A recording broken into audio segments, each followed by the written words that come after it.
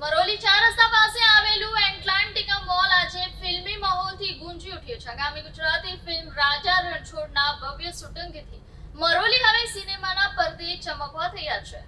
મરોલી ચાર રસ્તા પાસે આવેલું એટલાન્ટિકા મોલ હાલ ચર્ચાનું કેન્દ્ર બન્યું છે, કારણ કે અહીં આગામી ગુજરાતી ફિલ્મ રાજા રણછોડના મહત્વના દ્રશ્યોનું ભવ્ય શૂટિંગ કરવામાં આવ્યું છે.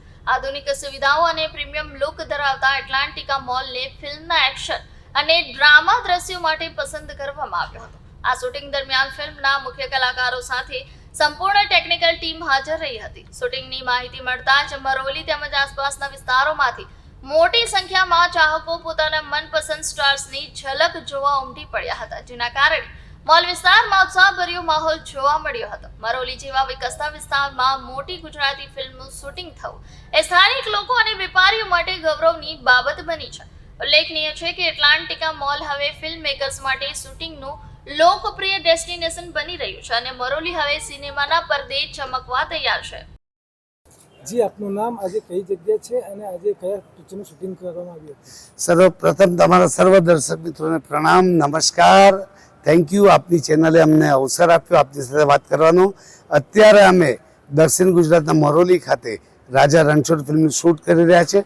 હું ફિલ્મનો writer director Manoj Nathwani, producer happy movies Vijaybhai Kikani જે નવસારીના છે, અને અત્યારે મારી સાથે મારી ફિલ્મના મુખ્ય નાયક સંજય દેવ બોબી અને મારા ડીઓપી વિપુલ પટેલ અને મારી આખી ટીમ છે. અને અમે અત્યારે એક સિક્વન્સનું અહીંયા મોલમાં શૂટ કરવા આવેલા. ક્રૂ મેમ્બરમાં કેટલા માણસો છે તમારા સાથે અને આ તમારી કઈ મૂવી છે?